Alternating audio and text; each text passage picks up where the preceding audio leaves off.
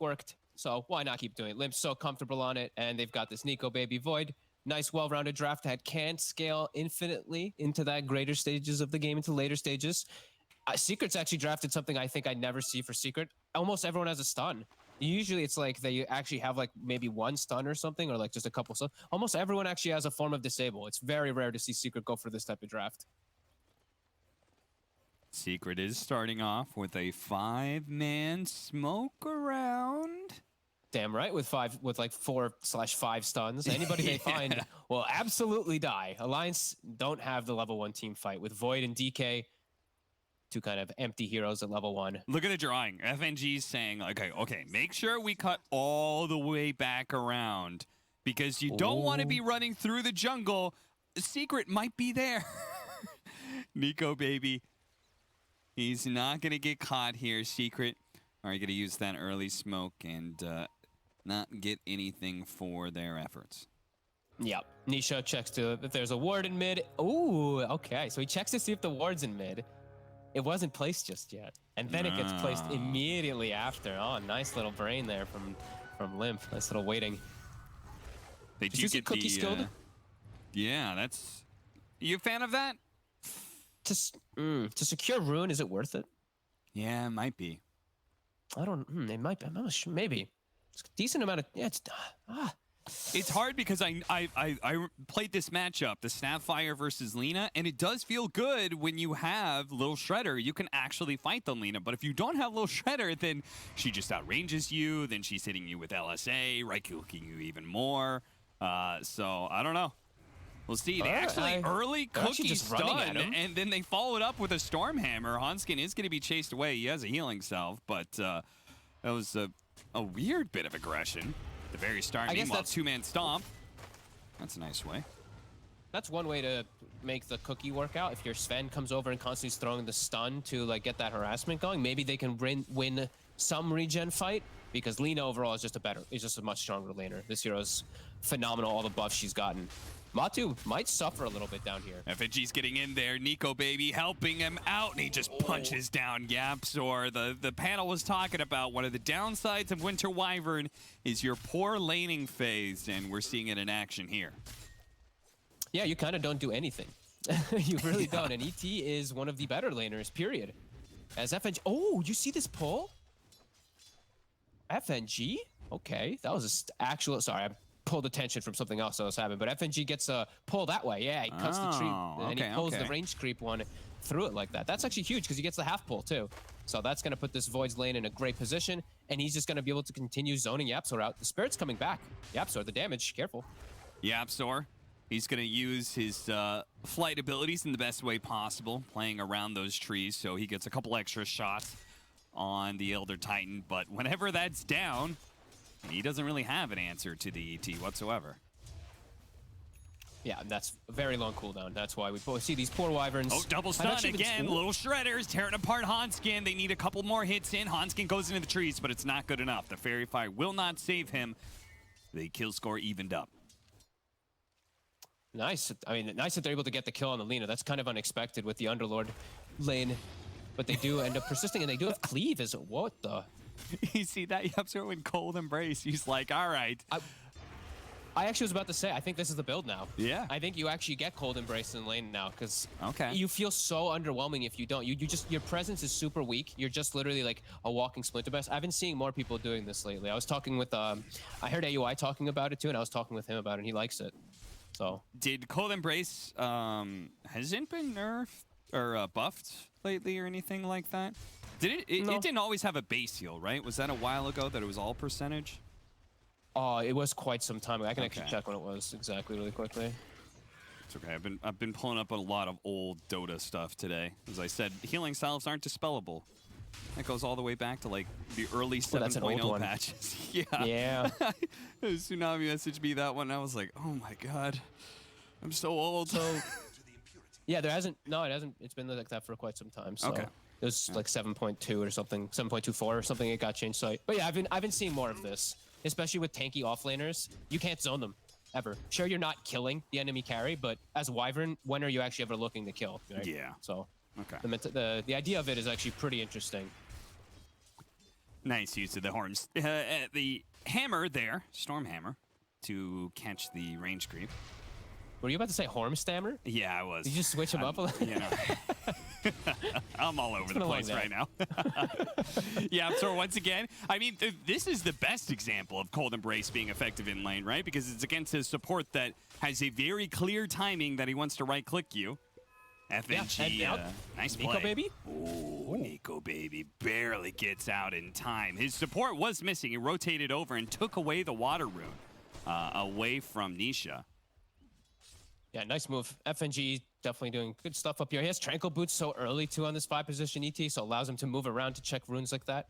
It's very nice. But Zai is gonna have a very early Vanguard this game, so he's gonna his impact top. I think he's gonna be able to just stay up there by himself versus the Void and ET, and then it's gonna open up the map a bit for YapzOr to move around. Yeah, and Winter Wyvern is actually not the worst hero at kind of ganking. It can definitely work for you. S4, he's gonna keep chasing. He's got boots. Puppy's definitely dead. He doesn't even need a second Firestorm. Yeah, I think versus a lot of heroes, Wyvern can be kind of underwhelming to gank, but looking at the two other lanes that he can go to, DK and Underlord, that's exactly what you want to play versus those high HP cores. So he could definitely look for some rotations. Mid, I actually I didn't know if this matchup, how it was going to go, but Limp is doing excellent in it. He was actually winning pretty hard until those last few creeps from Leshrac. And Nisha actually has to go back to base because his runes are all taken away, and the water rune, as you mentioned, from top was stolen. So he's going to go back, get a rain drop. And Limp's got 6, so he maybe would pop the ulti and hit the tower once or twice, perhaps. Yeah. In which, of course, maybe we need YapzOr to be able to rotate just to be able to prevent the DK from harassing away at that tower. Top lane, Zai is going to be challenged once again. He's just going to go for a TP out. Nico baby hopes for the bash. Doesn't quite get it. Bottom lane, they're going for the Hanskin kill, but he managed. Oh, the last shot from Puppy.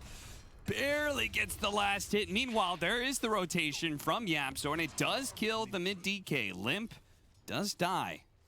And it was actually before Nisha even hit 6. I was wondering if the move was going to work because he didn't have Pulse Nova yet, but even with just level 1 Edict, a little percent base damage from YapzOr, it works. And now Nisha gets a haste. So now he can look to make more aggressive moves, actually, as this Leshrac and his catapults hitting the tower.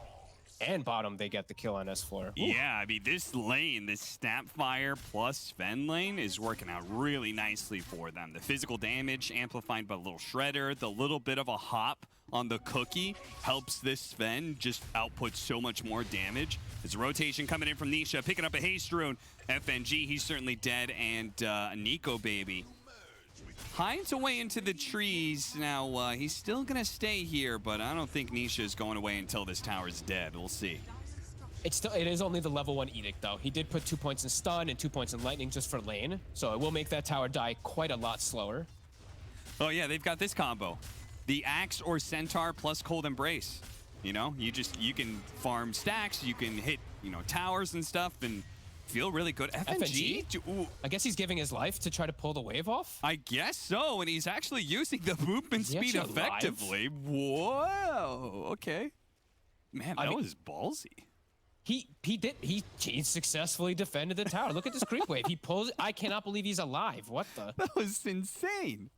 Tranquil Boot Windlace, the speed. He had plus what, 176, so he hit at least every single creep and every single hero with his spirit.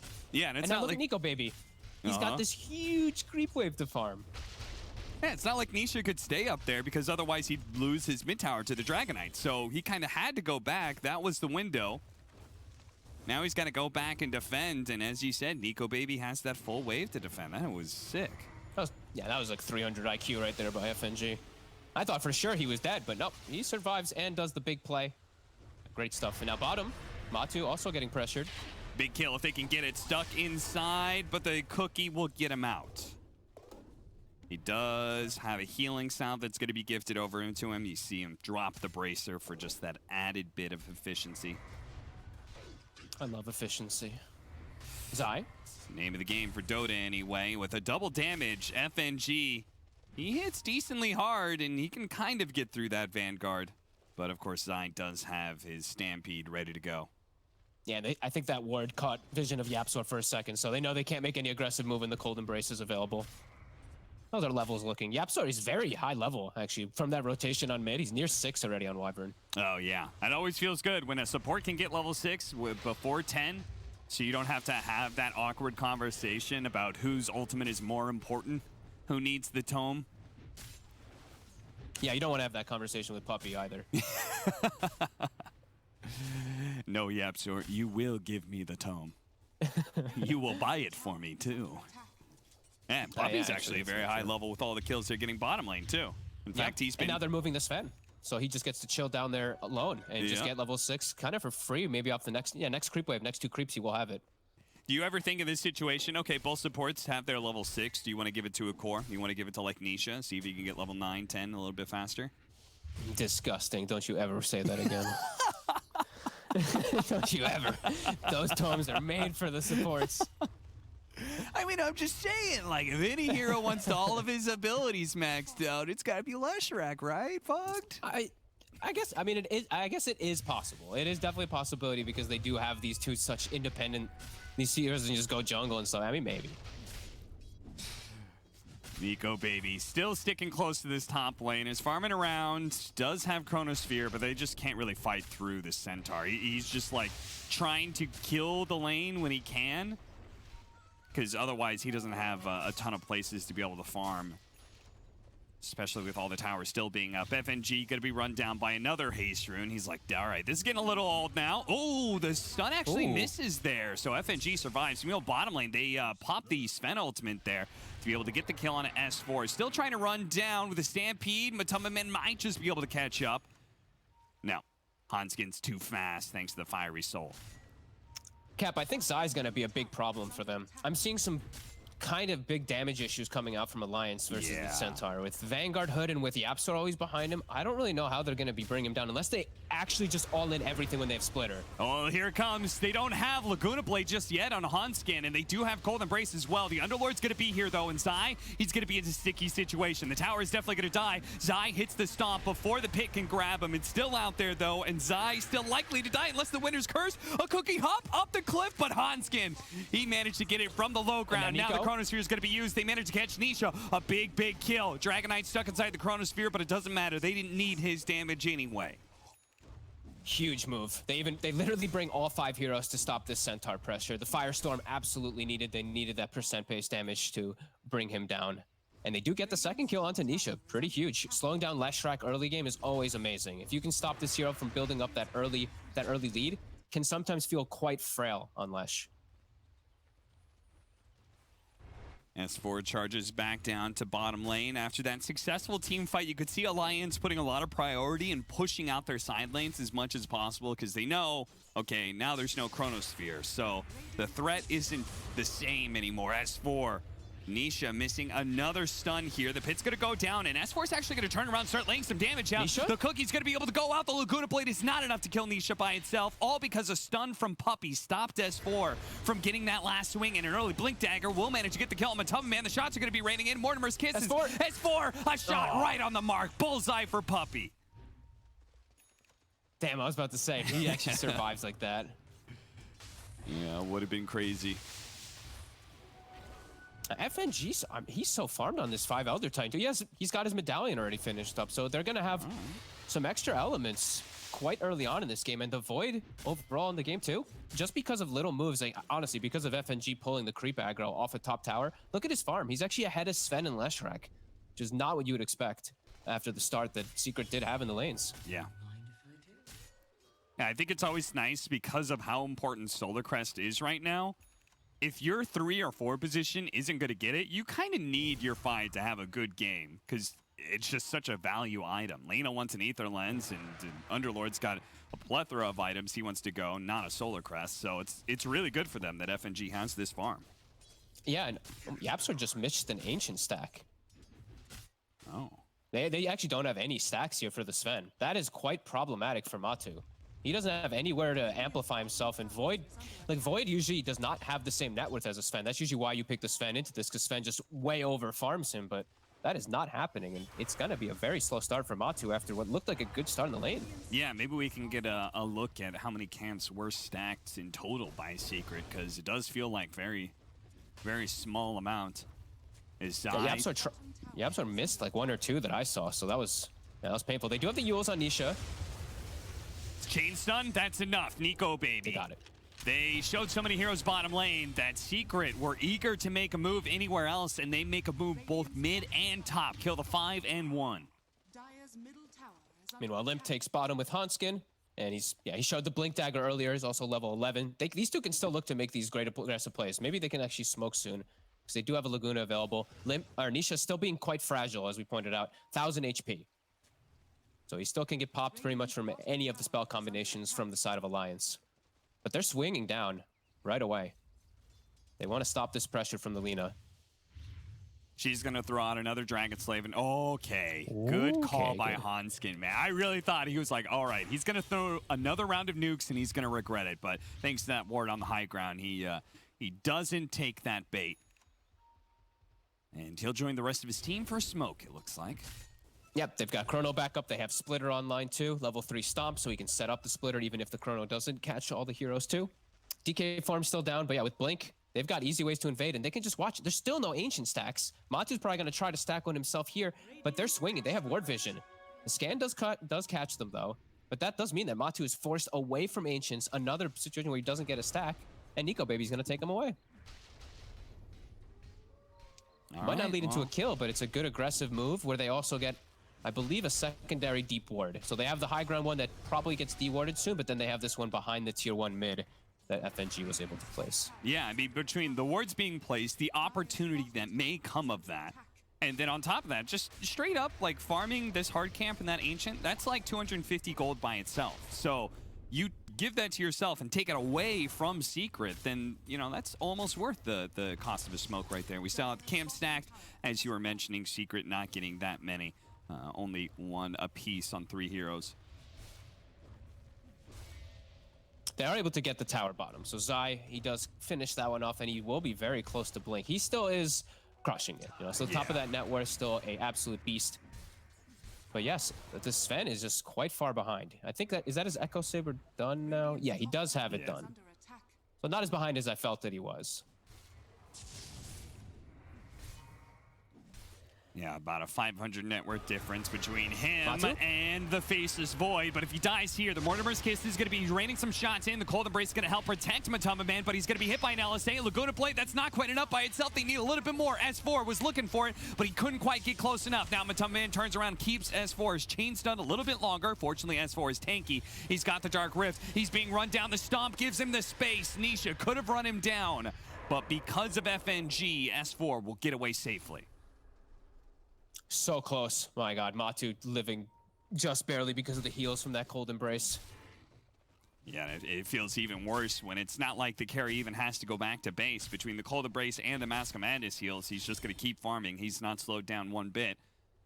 Unless maybe he should have gone back. Nico Baby going for the solo kill. The Cold Embrace is coming. Oh, the bash killed him. The bash damage. The bash magic damage ends up killing him. Nico Baby, they're going to try and burst him down. They get the Stomp. It's barely in range, but they get him still. Zai, he gets the Stomp in to get revenge, but still a massive kill for Nico Baby, no doubt. It's a solo kill. Look how much he actually gets for it. Like the 531 gold, but also the experience he gets is absurd. He gets like over a full level for it. YapzOr did all he could. And Cold Embrace cast range further than that of Winter's Curse, so he tried. Just the bash came out. Yeah. Now they know there's vision in the area though, because he jumped up very confidently just right into that Sven, but well worth it for Nico Baby. Man, I can't believe Winter's Curse is less range than Cold Embrace now. Yeah. They ruined Winter's Curse. I don't know. That spell feels really tough to use in a lot of... You can't use it as a setup anymore, which really hurts the hero, I feel. Like, a lot of times you can just curse and you tell, like, 2 people to TP and they have time. You can't do that anymore. It's Matu again, up top. Is he gonna die here? The Stomp. They need some help. Zai. Oh, nice blink from Limp and a good retreat as a whole from Alliance. They realized they didn't have the damage to kill Matumba Man, and very likely reinforcements were on their way and still chasing after Limp, but he's got the movement speed to stay ahead of them. His DK form is still active, so Alliance probably looking to still try something up here, at least stall out as long as possible. Nico Baby doesn't have Chrono, though, so it's just going to be mostly stalling and catching if someone's too far overextended. It's Zai. Stampede, but he's stuck. He just can't get anywhere. No, it's not Stampede, but he's just kind of like stuck inside the pit, and then the stun off of the Dragon Knight. Yeah, there was too much there. And the Firestorm and the Earth Splitter, they're the big difference makers. You know, that super tanky Centaur, these percent-based nukes are actually going to make him killable. I thought he'd be much more invulnerable, but yeah, percent damage working out excellent versus Zai, especially when you can keep him in it the whole time. Oh, hey, look. And they're swinging over, still chasing, and they scout out an Ancient stack. Yeah, another Ancient stack.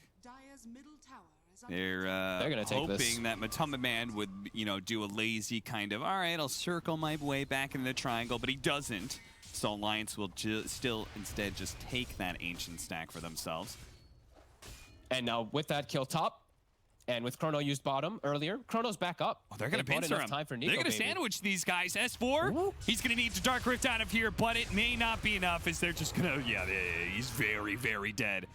Maybe with the Stampede, they can catch more. Zai turns around. Nice hit by Hanskin. A two-man LSA stun that will make sure that the Zai Centaur can't catch up with them. Love seeing the bloodlust from both sides, really. Just both playing around their cooldowns very nicely. Nico Baby, as we said, he still has Chrono when he does look to go up. And interesting to point out, too, if you see his skill build, he actually only put the 1 point in Chrono. So. Oh, okay. So he's just focused. It doesn't scale that great. On, yeah, he's just focused on farming, just every once in a while he'll Chronosphere when he has to, but better just play for that late game and farm as efficiently as possible.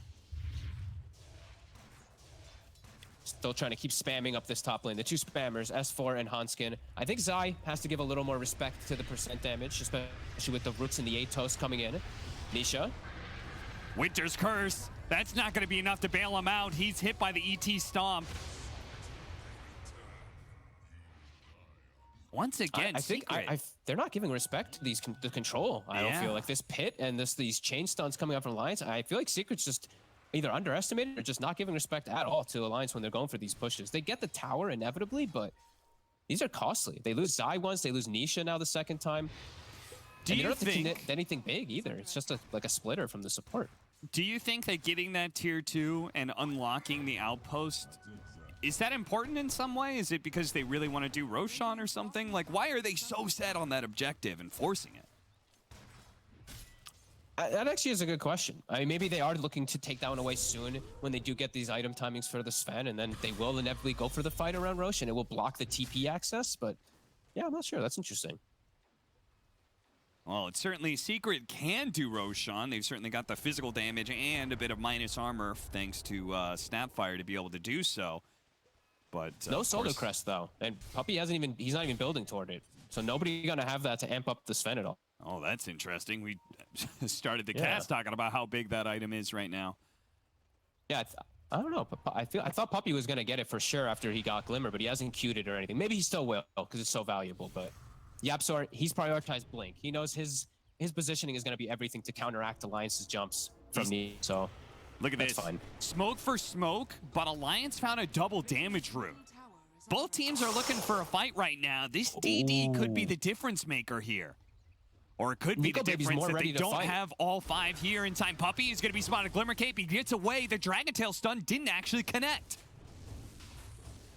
They're still looking, though. Nico Baby has S and Y, Maelstrom, DD. Like, he's super ready to fight. Matu, he's not really the most ready. Without BKB, sure, he's got Blink, but if he gets jumped, he's still going to just die if Yapsor's not there to bail him out. They re-smoked. In Secret, they're going to find... There's Yapsor. That's exactly who Alliance wanted first. They're going to be able to bring down this big team fighting support. He tries to get out the Cold Embrace. That's not good enough. On the other side, though, Matumba Man takes down FNG. So...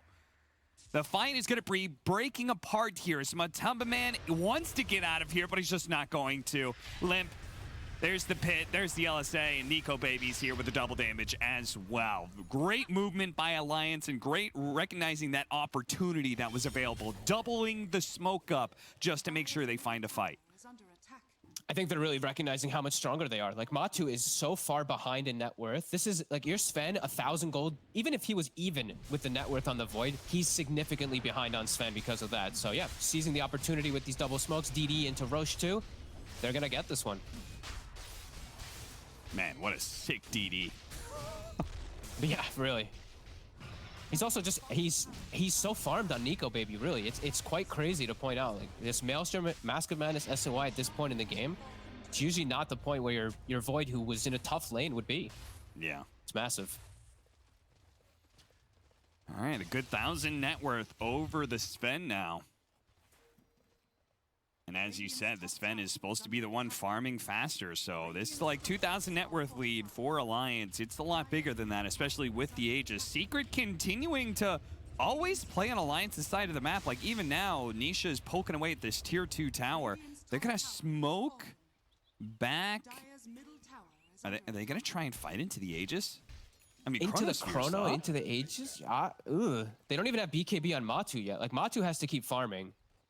This is a risky move if Secret does look to fight into this. They will just get annihilated by... This is a level 18 now, so now he does have max Chrono.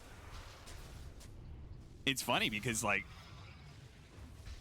I'm not sure Alliance would expect them to fight just because Alliance is so strong, but they're not making any mistakes in positioning, at least not yet anyway. They're going to jump for the back line and go for Dragonite first, see if they can kill him. They do manage to do so, but S4 managed to get the pit onto 2 with the Laguna Blade taking out Nisha. Winter's Curse onto the Faceless Void, but it's not going to last for long. He's going to try and take down Puppey. He's going to get on top for a second there. Matama Man, meanwhile, did kill the Lina. His damage with God's Strength is what is going to make Alliance retreat. They still have the Chronosphere. They're going to go back into it. Time Dilation first onto Matama Man, threatening that Chronosphere, always threatening it bit by bit. The percentage-based damage is doing its job on a Matama Man. Now they just need a little bit more of the Chronosphere. They got Yapsor to make sure they can put the damage on a Matama Man. He didn't need to catch the Sven inside of that one. They managed to hit him with the hoof stomp though. Maybe he'll lose his Aegis, or maybe he won't. He won't. He time locks the damage off. He starts putting it onto Zai. Zai, Cookie, maybe they can take it down. Aegis is gone, but it's going to be a one fight for Alliances. Zai, he can't get away from the Firestorm. FNG runs down Yapsor to a man. Alliance beat out Secret. And that's without Limp. Limp died before getting BKB up, before getting a single spell out. They 100-0'd him with the chain stun, and they're still able to take the fight on Alliance. Nico Baby, I love the hesitation, just the patience, waiting for Yapsor to step in just a bit too far to get that Chronosphere. He kept threatening it, like you were saying, and he was able to find the perfect grab. Like, Nisha almost looked like he wanted to just run into the triangle. I can't believe how bloodthirsty they are being into this when they are this big of a deficit into a Void. Into such heavy team fight. A Void when he's got Aegis and he's got Chronosphere. Like, they just did not give a damn about the quote-unquote advantage. Maybe they should have. They lost that fight, and maybe they can catch FNG. Fortunately, a good stomp, but he's going to be slowed down. Puppey. Dominating streak for Puppey because he's just been getting kills thanks to Mortimer's kisses. I still want to see... He's got Yule's queued up. I really want to see him build Solar Crest, I'll be honest with you, but... Because I do feel like Matu needs all the help he can get in this game. Because he's so far behind, still no BKB just yet. He needs to be amped up a little more. So he's got Yules, like we were saying, to be able to protect from the outside of these Chronos and stuff like that. But yeah, we'll see if it ends up working out. All right, well, Secret. This is the kind of aggression you do expect. Chronosphere down, so Secret want to get what they can on the map. Maybe even take a fight potentially, but... it's only going to last until Chronosphere is back up, I presume. But we'll see. Yeah, we presume. But they might just still battle anyway, even into Chronosphere. Who knows right now? Alliance, they will take the tier 2 bottom themselves. Outposts are still claimed from Secret. So they are denying a bit of XP toward the way of Alliance. They managed to find a DD room at the top lane, and they had a bottle. So Matama Man has that, so it may be a possibility here. It's Secret's chance to win some fights thanks to the rune opportunity, but we'll see. Definitely, he's got BKB and DD and level 18, so they might actually have a chance to be able to fight into this one with no Aegis up right now too. Yeah, they could. I think they could definitely look to go into this here. What a big difference. Enchanted Quiver on one side, Orbit Destruction on the other. It's both items, very big pickups for either side. Yeah, Matu also found himself a tunic, so a little bit of evasion kicking in, nice. movement speed so he doesn't get kited versus all these stuns and control. That'll be pretty big too. And YapzOr did find a headband, so further cast range for these cold embraces and curse, so he can sit further back now to protect. Because he's been getting caught even just by time dilation when he runs in. Just the AoE of it has been catching him a few times. So smoke from Secret with this DD. Let's see who gets the jump. Yeah, it's only going to last in that bottle for a bit longer, so they want to find that fight now while they can. Alliance, they've got the Chronosphere, but they are being patient. Once again, Hanskin, they have a scan on him. S4, or excuse me, Zai's acting like he didn't have the scan. Look at Hanskin, though. He's cutting trees. He's moving in more. Nisha, spider legging through to find him, though. He knows. Yeah, smoke's going to break eventually here, and no way. Nope. He was just outside of nighttime vision. Hanskin kept it going that entire time and does TP out. And now he's going to join his team, too. And they've got a smoke ready. So it's a lot of these fights up to initiation. It's going to be if Nico Baby, can he catch or be aware of the positioning of that Wyvern as he picks up a full eye of Scotty. He's unbelievably tanky now. They find Matu to start it. Matu without YapzOr being around. YapzOr does have his Blink Dagger. He's going to be TPing in here. Alliance. Defensive Stampede. Yeah. Alliance re-smoking, just like they did earlier, knowing that this is a window for them to look for this big fight. They still have this ward top too. I don't know if it actually gave them any info just yet. YapzOr, look at him. He's breaking smokes by cutting through the trees like that and then blinks out. Alliance, of course, they're like, our smoke broke. Like, where is he? But he was in a hard area to be able to find. Secret just they're trying to buy some time here versus this Chrono. Zai trying to finish up this next big item here, going for his axe. He might get found. Oh, Zai. Oh. Okay. They were actually scared of him. They thought the rest of Secret was up there, I think. Yeah, Limp's DK form was ending, so I think someone must have made that executive call. Like, careful, quickly. Yeah. But Zai, he'll get time to buy Ags. So now they'll have more defensive abilities, at least to try to protect Matu, as he's really needed in this game.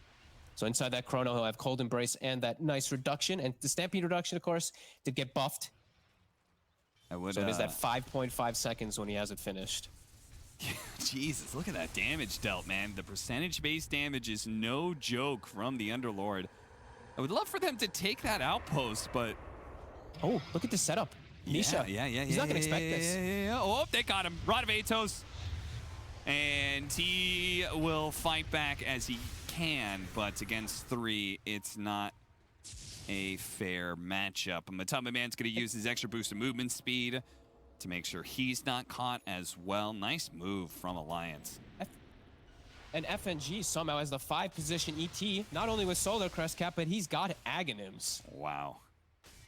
It's not the biggest one because he isn't playing versus one of these Agi cores like your Morphling, Spectres, etc., where that's where ET really thrives because he can stand next to them and break the armor. But either way, it's going to make him a real big nuisance in the fights anyway. You could see a bit of the effect of the ET in these fights as Sven actually just got his level 20 talent and went the plus armor rather than the movement speed because he's like, that bonus armor is really important. Yeah, any times that you can get plus armor for sure versus ET, definitely appropriate. I didn't even know that talent existed, I'll be totally honest with you. Yeah, I think that's a new one. Tier 2. Claimed up, and oh, look at what's top rune. Oh, another delicious blue rune. Limp's like, all right, got my bottle ready. Here you go, Nico baby. And Roche will be up in about 2 minutes, so they can hang on to the DD in that bottle until the Roche does come up. That's going to be pretty huge for Alliance for that next fight. Man, they just last in bottles for so long. They really do. And Nisha's game is just hard. Like, he has to itemize like this, but not having his own defensive item. I mean, he at least has the Bloodstone heal that will come into play, but man, he just can get popped so easily from this Alliance lineup. See, these bottle power runes are so big because, like, Secret's going in under smoke, but they don't realize that there's going to be this double damage, and that's a huge factor. Zai, whipping the stun. Yeah, Zai. He misses out on that one. S4, he's breaking the smoke now. Into the back. Matumba Man, he jumps forward almost immediately going for FNG, and they will manage to kill him with the first bit of the BKB. He's going to jump forward. They're going to go for the kill onto Lesher, but they don't quite get it. But Nico Baby's finally here. He has his double damage ready to go. He's going to be used up for a second. Stun going out. He's actually being chained up a little bit here. But of course, nobody really wants to fight into him. Finally sees the opportunity for that Chronosphere. He's on him onto Matumba Man. Matumba Man's just being ripped apart by that double damage. Now it's Nisha's turn as well. The 2 cores dead from Nico Baby. And he goes for a 3rd one as well. Zai, he hits a stomp, a winner's curse, but YapzOr couldn't get away. It didn't drag in the Dragon Knight. Now Zai, he's surely dead. Nico Baby handles Secret. And it looks like a decent jump for them. They get onto FNG, but the buybacks are ready. And Nico Baby, he pump fakes the 1 chrono, forces the blink back from YapzOr, and then limps like, don't worry, buddy, I got you. Jumps in, controls YapzOr for the chrono to catch onto Matu perfectly. Some great tag teaming teamwork from Alliance in that last fight. Yeah, I mean, the fact that they look like they planned that all together, right? Nico Baby, no way for him to get caught. Nico Baby also jumps in, but he doesn't pop the DD right away because he doesn't have a BKB to protect it.